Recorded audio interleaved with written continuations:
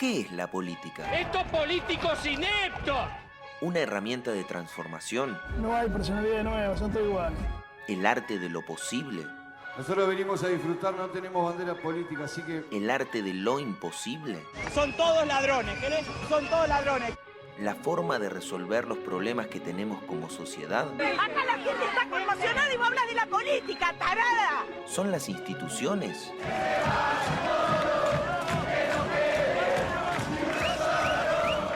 ¿La rosca?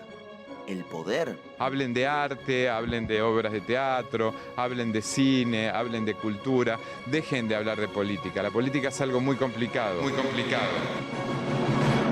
La política nos rodea. Es inherente a nuestra condición ciudadana. Si hay intereses que quieren que no se hable, muy politizada, muy. este podcast es para hacer ¡No hablan de política! todo lo contrario. Colombia se suma al listado. El neoliberalismo no va para más. Hoy son noticia también las enormes protestas en Colombia y en Bolivia. Estos dos países de Latinoamérica son a esta hora un buen termómetro de hasta qué punto se está complicando la situación en toda la región. La excepción, Argentina, las discusiones y el porvenir.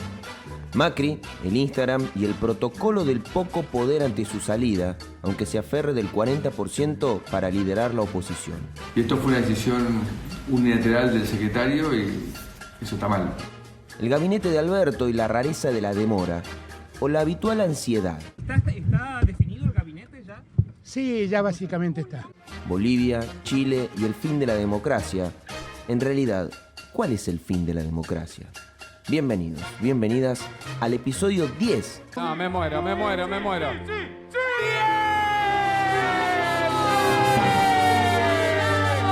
De No Hablen de Política. Estamos en las puertas del episodio número 10 de No Hablen de Política, el episodio Juan Román Riquelme, así lo hemos bautizado. Riquelme está feliz. El episodio de esta semana. Mi nombre es Alexis Grierson, estamos junto a Leandro Lora, también a Tomás Cogliati, y vamos a hacer una vez más el No Hablen de Política de esta semana. ¿Cómo andás, Leandro? Muy bien, Alexis. ¿Todo bien lo tuyo? La historia hablará de los vicepresidentes, de los candidatos a vicepresidente. Se voy a ir de vicepresidente segundo. Sí, por ahora. Por ahora. De uno ya puede hablar, de una ya puede hablar. Y bastante, te diría. Pero bueno, no, todavía no es historia de vicepresidentes. No. ¿No? No, es todavía historia de presidentes, en realidad. Y presidentas supuestas. Es historia por contar aún. Porque el año no terminó y el año todavía trae consigo muchísimas novedades, buenas y malas. Sí, estamos terminando un año bastante extraño. Es un año muy raro.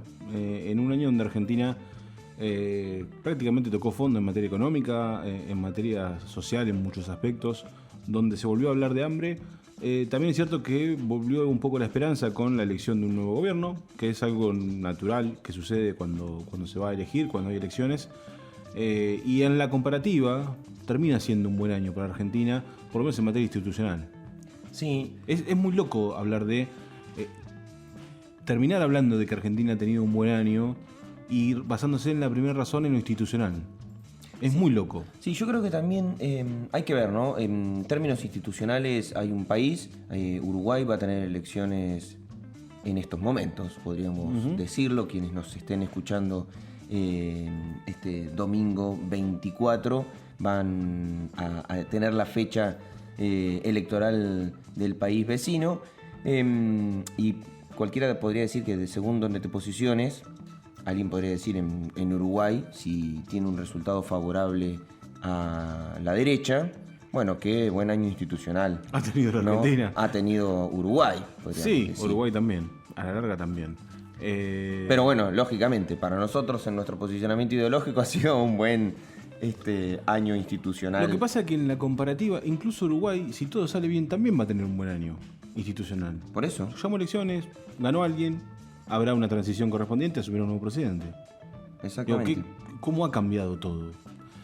Sobre todo con la agudización de lo que pasa en Bolivia, sobre todo en Bolivia, y quizás con una de las imágenes más tristes del año, que fue la de los ataúdes de los muertos del Alto en medio de una represión. De calles vacías con féretros casi abandonados y familiares que volvían a llorar por una pérdida que aún duele demasiado y una despedida que, lejos de ser el homenaje esperado, ha vuelto a convertir la paz en un escenario de guerra. Quedaron en medio, tras haber muerto en una brutal represión por parte de las Fuerzas Armadas y las Fuerzas Policiales. Quienes viven en el Alto decidieron hacer una nueva manifestación con los cajones de los fallecidos, y cuando llegaron a La Paz otra vez los reprimieron, y la imagen más fuerte es la de los gases lacrimógenos rodeando a los ataúdes, lo cual me parece que... sí, ser reprimido 2 veces, digamos. Sí. ¿no? Pese a estar muerto, una cosa así. Una cosa así, y me parece que lamentablemente termina resumiendo lo que ha sido el proceso en Bolivia hasta estos entonces, con síntomas muy claros de, por lo menos hasta ahora, un gobierno de facto. Vamos a hablar en términos hasta conceptuales. Yo me voy a atrever a hablar en términos conceptuales. Lo que hay es un gobierno de facto que aparentemente llama a elecciones con la única condición de que Evo Morales no se presente. De todos modos, Evo Morales ya había anticipado que no se iba a presentar, y aparentemente vamos a un proceso eleccionario en Bolivia, aunque la violencia haya escalado a niveles, la verdad, que alarmantes. Sí, pero bueno, me parece también que es un poco tal vez la salida más posible que uno le encuentra a la situación en Bolivia, como para poder encauzar el proceso. Hay que ver también qué es lo que sucede a partir de ahora. Sí. Si ha cambiado o no la percepción política dentro de la sociedad boliviana, como para expresarse nuevamente en las urnas en relativamente corto tiempo, y definir quién va a conducir los destinos de Bolivia. Esto siempre y cuando teniendo en cuenta que efectivamente se pueda concretar el tan ansiado, la tan ansiada instancia electoral. Uh-huh. Sí. A ver, se está pidiendo por favor que haya elecciones, digamos. Después podemos analizar un montón de cuestiones vinculadas a qué hará el pueblo con las elecciones, pero me parece que ya que se convoque elecciones es un síntoma importante, no valorable para quienes están en el poder.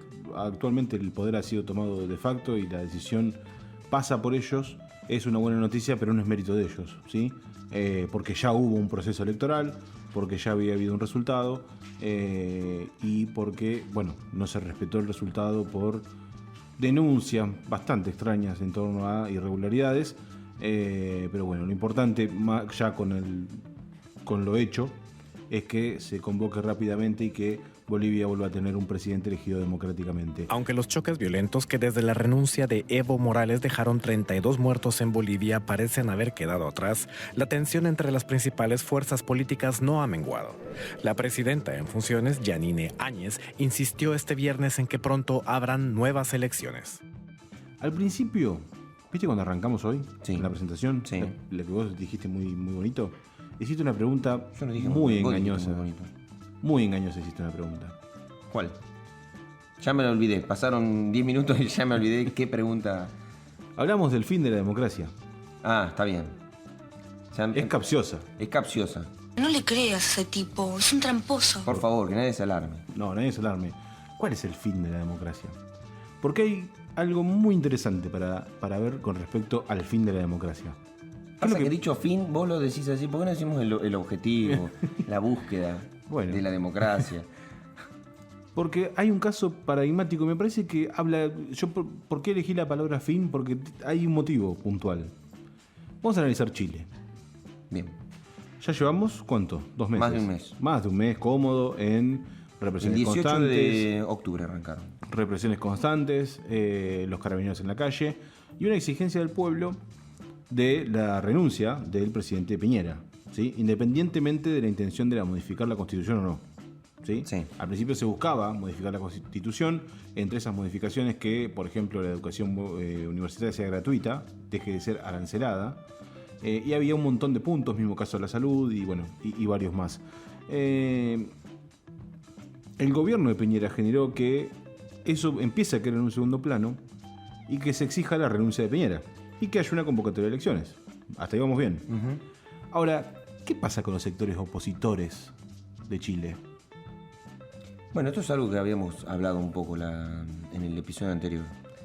Que planteamos, bueno, la existencia de un sector político que, bueno, que también advierte que hay que cruje cierto parámetro institucional en Chile ante la presión popular y que hay que encauzarlo de alguna manera. En algún momento esto tiene que volver a la tranquilidad habitual en la que se está, pero que esa tranquilidad no sea una tranquilidad aparente donde en el subterráneo hay broncas contenidas, porque me parece que también muchas veces se habla de tranquilidad en términos de la democracia, ¿no?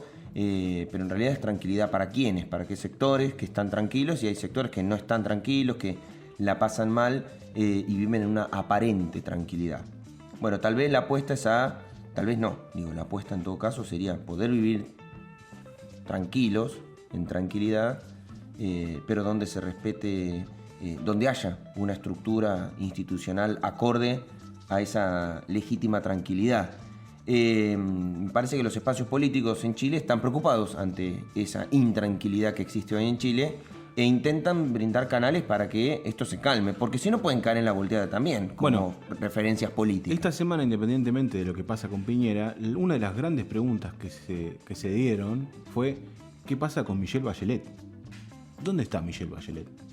¿Y por qué no interviene más activamente? Es expresidenta y tranquilamente podría ofrecerse, convocarse desde la dirigencia política a tratar de generar una coalición de gobierno que justamente, primero, modifique la Constitución, pero garantice gobernabilidad en el próximo tiempo. Piñera está prácticamente con los carabineros, ¿sí?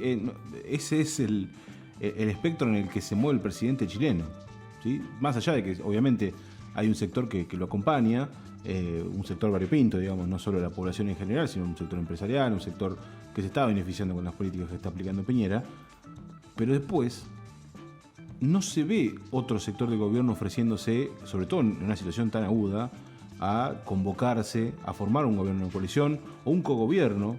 Esto que en Argentina se puso un poco de moda en 2015-2016 con el peronismo más crítico del cogobierno, no ha aparecido, y me parece que los vientos que soplan en Latinoamérica son cada vez más desordenados. Porque uno cree que tiende a derechizarse, sobre todo todos los nuevos gobiernos, desde el de Bolsonaro, pasando por lo que probablemente suceda en Bolivia, quizás lo que pasa en Uruguay, lo que estaba pasando en Chile, lo que está pasando en Colombia, lo que estaba pasando en Argentina. Son gobiernos más de tinte derecha, con valores de tinte derecha, pero de golpe todo se empezó a desordenar. Hubo un golpe de Estado, Piñera que está tratando de controlar la situación como puede. Digamos, a esta derechización le han aparecido algunos escollos bastante complejos que hacen que el contexto sea nuevo, totalmente nuevo. Independientemente de algunas cuestiones que hablábamos en el episodio pasado, son, vamos a mencionar, normales. Un golpe de Estado tradicional que jamás creímos que íbamos a ver en 2019, sobre todo con tiempos. Perdón, esto que vos decís, jamás creíamos que lo íbamos a ver en el 2019, también da la sensación que para muchos análisis se empieza a correr, ¿no?, el límite de lo posible. Sí. Hoy ya no estamos igual en nuestro análisis de lo posible que hace, 2 meses atrás. Claro, ¿no? Claro. En nuestra interpretación un poco más del juego macro de la política regional de nuestro continente, y hay cosas que hoy se corrieron un poquitito más el límite. Había una tendencia, estos últimos 4 años se discutieron mucho, por ejemplo, el Mercosur se discutió un montón, que no ha tenido gran trascendencia. Se discutió mucho el rol del Mercosur, incluso casi hasta su desaparición. A 4 días de las elecciones presidenciales en Argentina, el mandatario de Brasil, Jair Bolsonaro, ha amenazado con suspender a Buenos Aires del Mercosur si gana el candidato Alberto Fernández.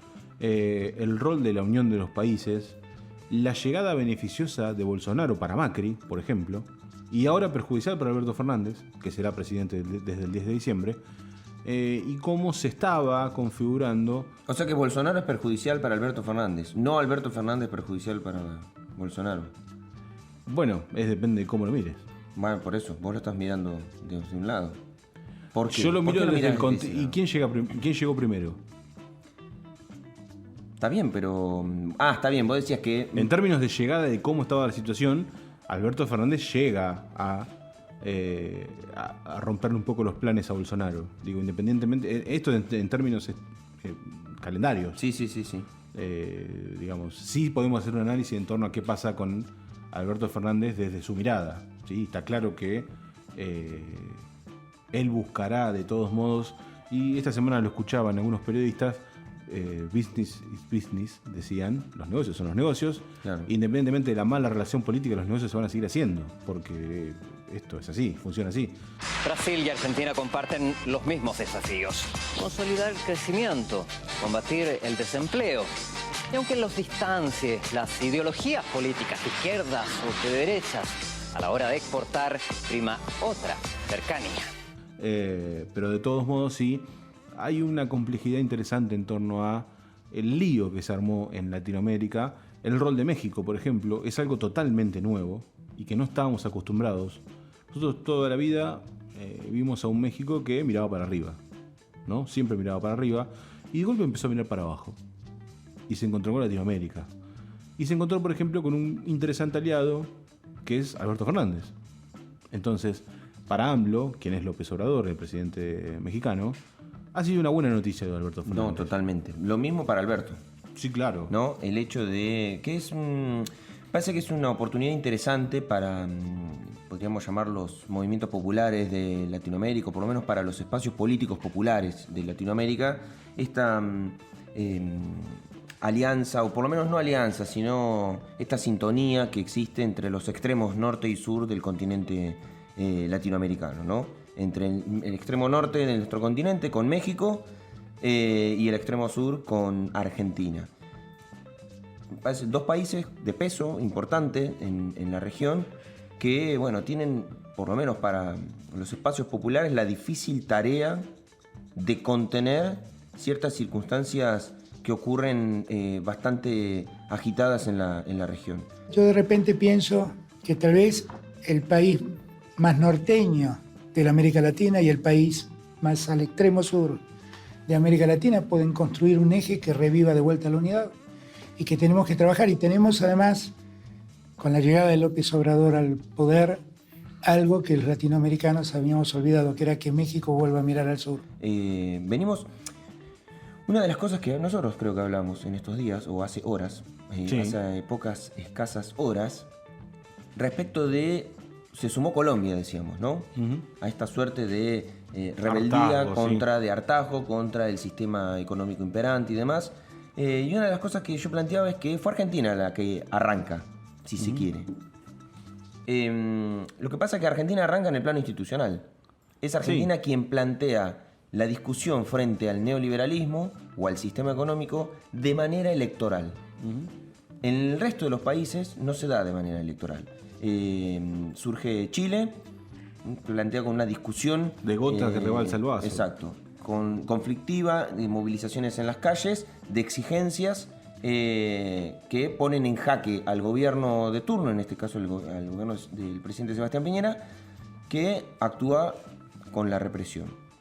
Acto seguido surge Bolivia, que no es una exigencia frente al liberalismo, es otro tipo de discusión que provoca la renuncia del presidente, y hoy sí hay una discusión, hoy, en estos momentos, en las calles en Bolivia, de los sectores populares, los sectores indígenas, los sectores sociales frente a lo que al golpe de Estado ocurrido en este país. Ahora se suma ahora se suma Colombia con esta misma discusión. Y va a haber elecciones este domingo en Uruguay. Digo, Argentina está en un plano de discusión regional, habiendo iniciado un camino en contra del neoliberalismo. Hay que ver qué es lo que pasa en Uruguay. Todo pareciera ser que el Frente Amplio va a perder las elecciones, lo cual implica un cambio de décadas en Uruguay. Y hay que ver cómo queda la Argentina, porque si Chile normaliza su situación, digamos, y se mantiene dentro del neoliberalismo imperante de Sebastián Piñera. Lo mismo ocurre con Brasil y Bolsonaro. Lo mismo ocurre con Bolivia, ¿no? Y quien gane. Gane, o lo que resulte de lo que ocurra en Bolivia. Y en Uruguay gana la derecha. Bueno, Argentina va a estar rodeada de vecinos, neoliberales, por Sí. así llamarlo. Sumado a lo que ha pasado con Perú también, digamos que esto es un poco más atrás en el tiempo con su crisis política, mismo caso Colombia. Es una crisis política en Perú, no es Claro, no es económica, pero es política y es interesante también verla, seguirla de cerca. Me parece que el contexto de Latinoamérica hoy está desordenado, muy desordenado. Creo que tendemos a una normalización donde lamentablemente habrá más muertos, que eso es lo terrible de todo esto, donde lamentablemente habrá muchísimos afectados por toda esta situación, no solo en lo económico, sino también en lo social. Lo que quedará también es analizar cómo se moverá Alberto Fernández. Y para analizar el movimiento de Alberto Fernández, qué mejor que analizar su gabinete. Bien, que no está del todo definido. No está del todo definido. Otra cosa que dijimos ahí en el inicio del programa, que fue como por ahí un poco trampa, es: ¿se está demorando o estamos todos ansiosos? ¿Qué opinas vos? No sé, ¿cuál es el tiempo prudencial para presentar tu equipo? A esta altura Macri tenía otro problema. Hace exactamente 4 años, en la fecha que se está grabando este podcast, Macri ganaba el balotaje. Claro. Entonces era otro tiempo, pero Macri lo definió bastante rápido. Fue bastante previsible. Incluso lo curioso de la campaña del año 2015 es que todos ya habían anunciado como medidas de campaña a los equipos de gobierno. Ustedes recordarán que Scioli ya había anunciado a su ministro de Economía, en una Miguel segunda vuelta, Bain, claro. Había anunciado a Cristina Álvarez Rodríguez en Desarrollo Social, habían anunciado un equipo importante. Lo mismo Macri. A ver, Macri dijo Bullrich, Macri dijo Marcos Peña, digamos, mencionó a todos los que finalmente llegaron al gobierno. Estamos a 23 de noviembre, faltan alrededor de 15 días Más para o la menos, asunción presidencial y todavía hay algunas dudas con respecto al gabinete. Hay algunos que están seguros, que incluso vienen sonando de antes y que prácticamente serían un hecho. ¿Vamos a empezar a repasarlos? Vamos a empezar a repasar. Con esta musiquita me encanta. Bueno, acá tenemos la canchita, el equipo de Alberto, el posible equipo, ¿dónde estoy? Ahí, el posible equipo, ¿viste? Jefatura de Gabinete de Ministros, un puesto bastante importante, que, sobre todo por el rol que le ha dado Mauricio Macri a Marcos Peña en los últimos 4 años, porque ahí ha estado Jorge Capitanich, ha estado Florencio Randazzo, en cierta medida está Sergio Massa. Digamos, es un cargo grande, importante y que depende obviamente de lo que es la comunicación no solo del Ejecutivo con el Legislativo, sino obviamente las negociaciones que hay en torno a la votación de leyes y demás. Será Santiago Cafiero el jefe de gabinete. Santiago querido, Santiago añorado. Una novedad porque es un joven, ¿sí? Es un joven, es prácticamente la mano derecha de Alberto Fernández. Será interesante verlo a Santiago Cafiero en ese rol. Ojo con el vicejefe de gabinete, perdón. Pero, ¿cuál es el nombre que...? El Chino Navarro. Ajá. Un nombre muy interesante para la política, vamos a decirle un rosquero de ley, ¿te parece? Pongámosle. Líder del movimiento Evita, que tendrá un lugar bastante protagónico, va a ser el número 2 de la jefatura de gabinete de ministros, lo cual lo hace bastante importante. Después hay que señalar que, por ejemplo, Felipe Solá, algo que se mencionaba, va a estar en Relaciones Exteriores.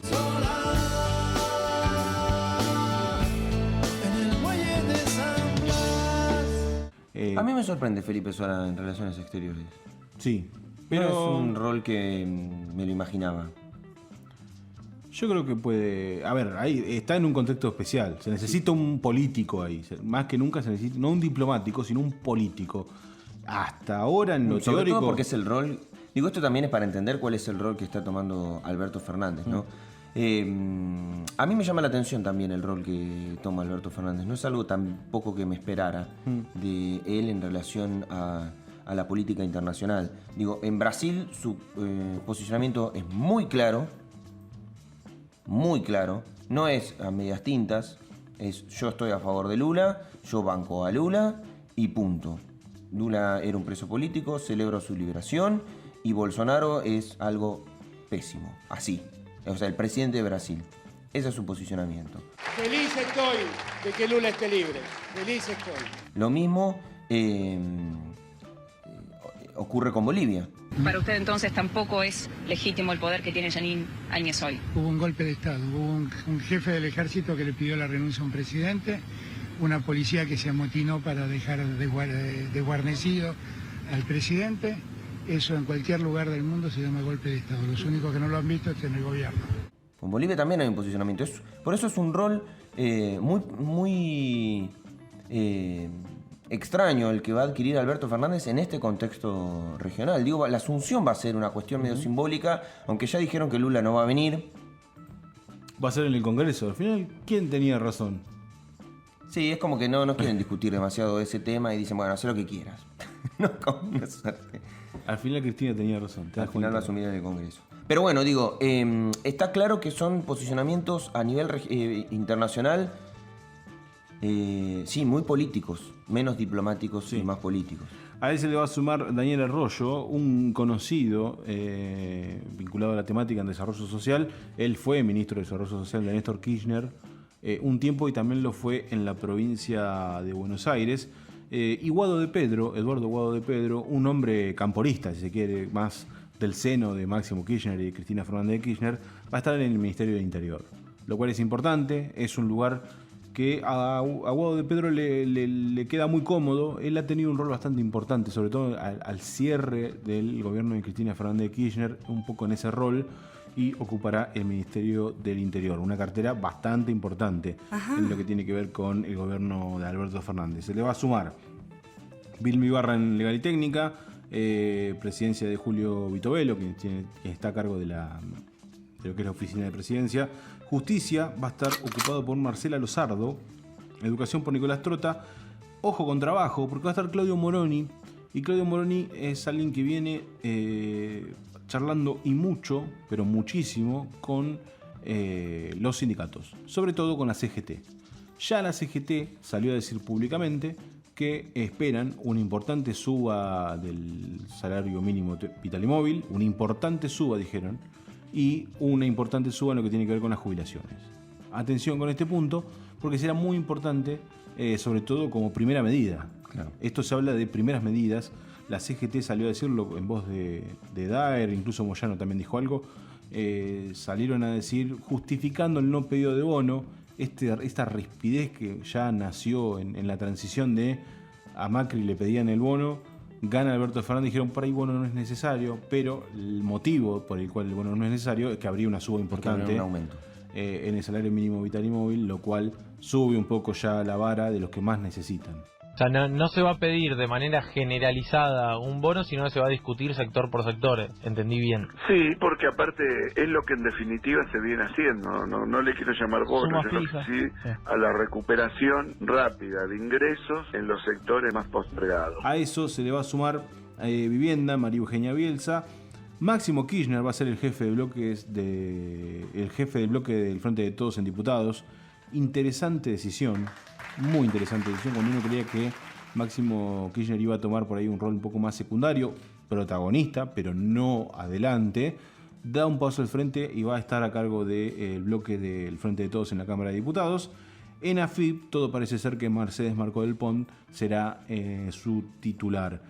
¿Qué pasó con Guillermo Nielsen? Dirán todos. Que era un nombre que sonaba. Guillermo Nielsen era... Lo que pasa es que es el gabinete, es el área que todavía no está definida. Claro, Guillermo Nielsen era el número fijo para Economía. Estaba casi claro que iba a ser el ministro de Economía de Alberto Fernández. Hablan de una pelea.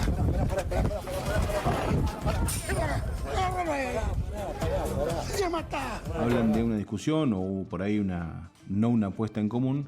Y Nielsen prácticamente está fuera no solo de Economía, sino del gabinete. Va a tener otro rol por fuera. Lo cual, bueno, es una de las grandes preguntas y sobre todo por el rol que tiene que tomar el ministro de Economía con el FMI. Sí, hay como dos variables distintas ahí dentro de lo que podría ser el armado del equipo económico nacional del nuevo gobierno. Una es la cuestión económica interna, otra es la cuestión económica externa y particularmente la financiera. Yo tenía entendido que Nielsen podría ocupar un lugar en ese sentido. Pero también están quienes hablan de que están esperando cuál va a ser el rol de Roberto Labaña. Claro, bueno, Roberto Labaña es uno... Si es que Roberto Labaña acepta formar parte del equipo. No te digo que va a ser ministro, pero del equipo. Esto también lo hablamos en algún episodio viejo de No Hablen de Política, donde decíamos que Labaña podría llegar a ocupar un lugar que yo no veía con No es que no veía con malos ojos, sino que no veía la negativa absoluta de que Labaña no pueda llegar a integrar el gobierno de Alberto Fernández en algún rol. Y Labaña desapareció de la agenda pública, no se lo ha visto más. Ojo con una posible aceptación. Tenemos una bajada local, obvio. Porque Olavarría siempre es noticia. Que vienen los Palmeras. Vienen los Palmeras a cantar a EA y etcétera. Sí, yo tengo una crítica sobre eso. Dale. Hay que prestar atención a un ministro. A uno solo. ¿A uno solo? Sí. ¿Vos decís que tiene chances? El rol olavarriense. ¿Que tiene chances? Tiene muchas chances. Incluso algunos lo dan por hecho, siempre y cuando lo primero sea hecho efectivo. No, yo no me voy a animar a decirlo. Quien aparentemente será el futuro ministro de Obras Públicas de la Nación es Gabriel Catopodis. Gabriel Catopodis, intendente de San Martín, un viejo conocido para los olavarrienses, sobre todo para los que consumen política, amigo de José Severri, amigo de Joaquín de la Torre. Si uno hace un repaso histórico, tanto Joaquín de la Torre como Gabriel Catopodis como José Severri eran los tres intendentes que, junto con Sergio Massa, conformaron el Frente Renovador. Intendente de San Martín y San Miguel, dos partidos del conurbano fuertísimos, ¿sí? Bien, hasta ahí vamos. Vamos. La vida hizo que tomaran caminos separados. Viste que la vida te separa y después te junta. La vida te da sorpresas. Es como, sí, sorpresas, como los Soda Stereo, viste que se separaron y después se volvieron a juntar. Sí, tal cual. Después se murió uno, bueno. Y se van a juntar de vuelta sin uno. Severri vuelve al Frente para la Victoria en 2015 con Gabriel Catopodis. No lo hace Joaquín de la Torre, quien termina en Cambiemos. Joaquín de la Torre se va a la Secretaría de Gobierno de la Provincia de Buenos Aires. Gabriel Catopodis, intendente de San Martín, vuelve al Frente para la Victoria y se queda en el Frente para la Victoria, a posteriori Unidad Ciudadana, a posteriori Frente de Todos. José Severri va al masismo y termina en el labañismo. Tres caminos totalmente separados. Pero pareciera ser que todos los caminos conducen a Roma. El rol que va a tener Catopodis, uno de los intendentes del conurbano, es muy importante. Obra pública de nación. La amistad y la verdad que hay que decirlo, la mala elección del severrismo en Olavarría hacen que Severri tenga otro rol, que salga a buscar otro rol, un rol de reconstrucción, de reconversión, y no se vería con malos ojos que integre el equipo de Catopodis en obras públicas. Bien, ahora yo tengo una pregunta. Yo entiendo igual que en términos personales e individuales cada dirigente político, cada integrante de la vida política argentina intente buscar un lugar en el cual poder desarrollar o llevar adelante, y en esto sin ningún tipo de prejuicio, algo que le apasione porque es parte de su vida, que es la política. Entonces, si no la podés llevar en el plano ejecutivo o en el plano electoral, porque no tiene resultados, vos lo podés encontrar en otro lugar donde puedas servir a la política, digamos, ¿no? Eso está bien. Ahora, esto es parte, digamos, vos lo entendés como que es parte de un proyecto más allá del mero nombre, o es una cuestión de amistad, o es una cuestión de decir sí creo que está acorde al lugar que tiene que ocupar. Yo creo que, a ver, hay dos cosas que hay que tener en cuenta. Qué sé yo, por ponerte un ejemplo, vos decís Agustín Rossi, ¿no? Sí. Que suena como el casi seguro futuro ministro de Defensa de la Nación. Vos decís, ¿por qué Agustín? Bueno, podríamos decir, Agustín Rossi fue ministro de Defensa de la Nación. Ya en su momento podríamos decir que relativamente tiene experiencia, sabe, conoce, maneja, es de confianza y demás. Bueno, tiene una razón de ser por la cual lo pones en ese rol nuevamente en caso de que efectivamente se confirme que sea así. Ahora, otros actores. A ver, ¿por qué razón? Yo creo que, no sé, esta es mi parte. Yo creo que para entender a Severri en ese lugar, primero hay que entender otra cosa. Sería Severri volviendo al Frente de Todos. Bien. Hasta ahí vamos bien. La amistad casi es una excusa. Pero la función es interesante. No existe la amistad en la política. No. Sí. En otros ámbitos sí. Que nosotros no seamos amigos de los políticos no quita que los políticos sean amigos entre sí. Bien, dicho esto. Ojo con el rol de los intendentes en obras públicas. ¿Por qué? Vamos a analizar el Ministerio de Obras Públicas de la Nación. ¿Con quién coordina? Con los intendentes. Claro. Las obras. Que es Severri, un ex intendente. Mandato cumplido de 8 años. O sea, tuvo 2 mandatos. Será interesante ver si él aporta su experiencia en caso de llegar al equipo de Gabriel Catopodis, que Además además que, por ejemplo, Ezequiel Gali dice, che, yo quiero tales obras en Olavarría, bueno, juntate con el secretario José Severri. Puede ser. ¿Por qué no? Ojo, el caso de Ezequiel Gali como puede ser el caso de Balibuca. No. Balibuca no. Pero hablemos de Ezequiel Gali en clave de claro. que vos... Porque a lo que voy es si hay algo más detrás de decir, bueno, yo te doy... No es cualquier rol, justamente. No, es un rol. ¿A dónde? A futuro. Bueno, hay que ver qué aprovechan. Digo, esta es la negociación, la mesa de negociación, entonces ahí es donde yo voy. Es por... No quita que uno no puede no tener papeles para el lugar, digo, pero se lo piensa con esa lógica de decir, sí, es el mejor lugar que tenemos para ocupar para tal rol, o tiene papeles para ocupar ese lugar porque tiene experiencia y demás, pero y de además, paso a futuro, políticamente a futuro, se puede construir. Y este es el guiño que te hace el espacio a vos, José Severri, de ser así. Es interesante. De todos modos, no sería una cuña interna. Sí, claro. A ver, ¿qué pasa? Hasta hace 2 meses Severri fue muy crítico de Frente de Todos, por ejemplo, en Olavarría. Por eso digo, será bastante interesante a lo que llegue. Bueno, por lo pronto se viene una gira de Alberto Fernández, que es bastante interesante. Antes que termine, ¿querías decir algo más? Sí. Ya que vos sos un periodista del ámbito político, local, digo, gracias. Hablando del Frente de Todos, de José Severri y de sus posibles lugares a ocupar, ¿está discutiendo algo el Frente de Todos local? Sí, a ver, en principio hay que ser claro en 2 cuestiones. A nivel nacional y a nivel provincial. Porque estamos descartando el gabinete también del Ministerio, que es el de la provincia de Buenos Aires. Sí, claro. Pero me parece que es un gabinete un poquito más claro y que depende mucho más de Nación. ¿Qué discutimos en Olavarría con el Frente de Todos? A partir del 10 de diciembre, las dependencias que dependen de provincia y de Nación pasarán a quedar en manos del Frente de Todos, ¿sí? Del gobierno de Alberto Fernández, de Axel Kicillof. Por lo general, se consultan los referentes locales a ver quién es el que ocuparán dichos cargos. Vamos a mencionar, ANSES, PAMI, la delegación del Ministerio de Desarrollo Social de la Nación, la sede local del Ministerio de Trabajo de la provincia de Buenos Aires. Claro. Tenés todos los educativos, tenés también un montón. Bueno, la jefatura regional, entre otros. Hay varios cargos para cubrir, pero vamos a hacer la otra salvedad, son cargos que no creo que se ocupen de manera totalmente inmediata, ¿sí?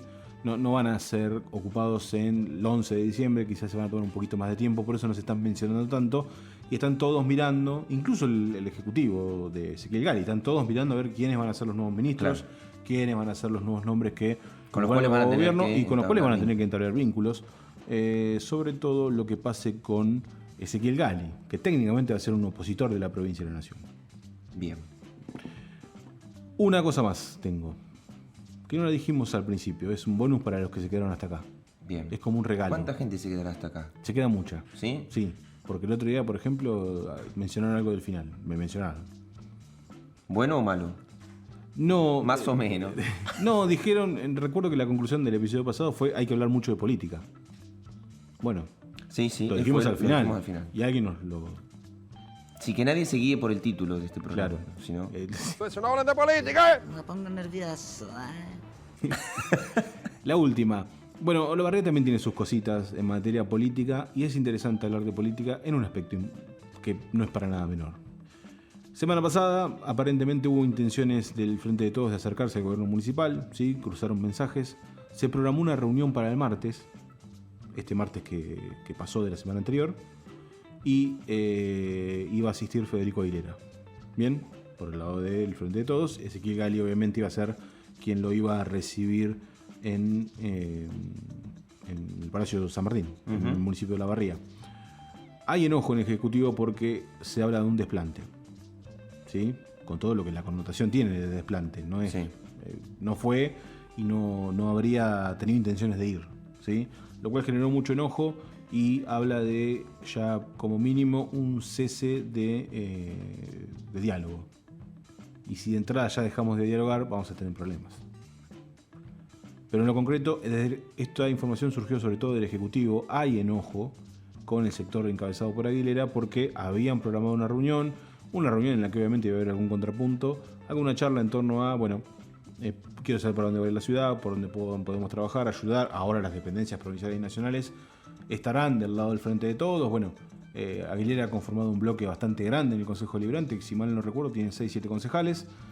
Bueno, el desplante generó también un poco de molestia y de enojo en el Ejecutivo, y por ahí hasta puede haber un corte en el diálogo, lo cual... ¡Corten, corten! ¡Por Dios santo, corten! Hace que la política se le corten algunos caminos que suelen ser interesantes para construir, sobre todo en el contexto. Hay un contexto de crisis económica, hay un contexto donde Olavarría debe aprovechar su presupuesto, pero además también orientarlo. Sí, yo igual entiendo que es complejo un encuentro en términos definitorios en estos tiempos.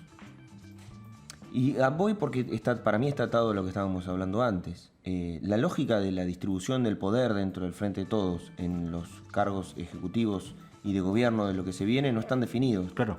Entonces, en carácter de qué vos te sentás, al margen de ser de políticos locales, pero cuando lo que te interesa discutir tiene que ver con, bueno, desde dónde me paro yo hoy acá, desde, qué sé yo, un ex candidato a intendente que perdió las elecciones contra el candidato a intendente que ganó, y me siento a charlar de, no sé, felicitaciones y ¿para dónde va el asunto? Vamos a ver para dónde va el asunto, y que te diga, ¿para dónde va el asunto? Y no sé, todavía no, porque se está definiendo arriba. Entonces, ¿por qué mejor no esperamos que se defina arriba? Porque nosotros como espacio político, diría alguna de las partes, estamos viendo qué cuota de poder vamos a tener como para poder yo venir acá, sentarme en esta mesa, a hablar francamente de qué puentes tendemos de diálogo y construcción. Digo, qué sé yo, me parece que es una hipótesis por la cual es complejo hacer una reunión en estos tiempos donde todavía no están definidas las cuotas de poder que van a existir a nivel provincial y nacional para el Frente de Todos local. ¿No? Para el Frente de Todos local, porque el Frente de Todos local va a ser más que los concejales que tengan. Sí, claro. De hecho, hay un montón de fuerzas ajenas. Claro, va a ser mucho más que eso. El tema es cuánto más va a ser, y eso todavía no está definido. Cuando eso esté definido, vos te vas a poder sentar de igual a igual con el intendente a decir, bueno, ahora sí. Yo creo que acá esto, vos me dirás yo creo que acá lo otro, y nos tendremos que poner de acuerdo. Qué sé yo. Tendríamos que ir cerrando nuestro programa. Lo último, Macri se va a parar firme del lado opositor, ya lo dejó en claro en un Instagram Live. ¿Viste? Está canchero Macri. Espero en Instagram para que podamos tener una conversación entretenida. Se sentó con el Instagram Live y habló. A mí me llamó la atención una noticia de hoy que salió en el diario en la revista Noticias. Ajá. ¿Qué decía? Pero el tema es que la encuentre ahora. Ah, bueno. No, lo concreto, de paso hago el resumen, él habló de que va a ser el principal controlador de las políticas de Alberto Fernández. Él tomó el 40% de los votantes y dijo que va a ser, no va a permitir que, según su parecer, las políticas del kirchnerismo que ya fracasaron vuelvan otra vez a fracasar. ¿Sí? Que vuelvan a implementarse para, inevitablemente, en su mirada, fracasar, por lo cual va a ser el principal órgano de control del próximo gobierno de Alberto Fernández. Esto va a ser también una etapa de aprendizaje para los argentinos y también una gran oportunidad para el kirchnerismo de demostrar que tuvo un aprendizaje en estos 4 años fuera del poder y no insistir con ya políticas que no funcionaron. Sí, ¿cómo juega, no, Macri con el discurso? Porque él, todos los indicadores pésimos y negativos en términos sociales, económicos, políticos y demás, y se da el lujo de decir, no voy a permitir que los que fracasaron, las políticas que fracasaron no se repitan. Y vos decís, ¿estás hablando de las tuyas o estás hablando de las de...? Claro. El futuro de Macri buscará dedicarse al bridge profesional. Sí, señor. Esto lo dijo la revista Noticias. Lejano Ayudes de esta semana es para el propio Mauricio Macri. ¿va a ser el jefe de la oposición o se va a dedicar al bridge profesional? ¿O va a hacer las dos cosas? Ahí podés hacer las dos cosas. Y Macri, jugaba al golf y era presidente. ¿Quién? Macri. Sí, tal cual. ¿Ves que puede hacer dos cosas? Pero bueno, esto del bridge profesional, qué sé yo, medio raro. Un capítulo que no hablamos, y es una pena, dado los minutos escasos que nos quedan, que tiene que ver con Rita Segato, comentarios. Hay un montón de cosas para hablar de eso. En relación a opiniones. Podemos hacer análisis. un asterisco y hablarlo la semana que viene. Hagamos un asterisco. Espero que no pase nada esta semana, como para poder. La semana que viene ya casi previa de Asunción. Y no del Paraguay. No, tal cual. Pero bueno, yo creo que tengamos presente la diferencia entre intelectual y político. Eso es lo único que quiero como decir. Sí, claro. O anticipar del análisis, que me parece que es lo que ronda. Hemos discutido tanto a Beatriz Arlo. Claro. Tanto la discutimos. Se confunden, me parece, intelectual y político. Hemos discutido tanto a Feynman. Por ejemplo, Feynman, que lo discutió incluso con Néstor Kirchner en diálogos irreverentes entre ellos dos. Y bueno, me parece que la confusión en eso también hace que, en todo caso, júzguenlo porque no se asuman determinados roles esperados, ¿no? Si vos eres intelectual le pedís que asuma un rol político, bueno, qué sé yo, juzgalo como intelectual o como político, pero no es las dos cosas, a menos que sí. La obra del artista. Claro. No, no necesariamente, no, acá no es la obra del artista, pasa por otro lado, por el rol que vos decidís asumir. Soy intelectual, muy inteligente, soy intelectual. Pero bueno, qué sé yo. Al final no hay que hablar de política. Si sos un intelectual. Bueno, pero por lo menos sí nos pueden mirar o leer en otros lados, ¿no? Sí. Que por ejemplo, ¿cuáles son? Nos pueden buscar en redes sociales, como siempre, No Hablen de Política en Facebook, @No Hablen de Poli en Twitter, Hablen de Política en Instagram, como siempre nos buscan en Spotify. Un agradecimiento muy grande a los que nos han empezado a seguir durante todos estos días. Hemos llegado a los 200 likes en Facebook. No, tremendo. Casi a los 200 en Instagram.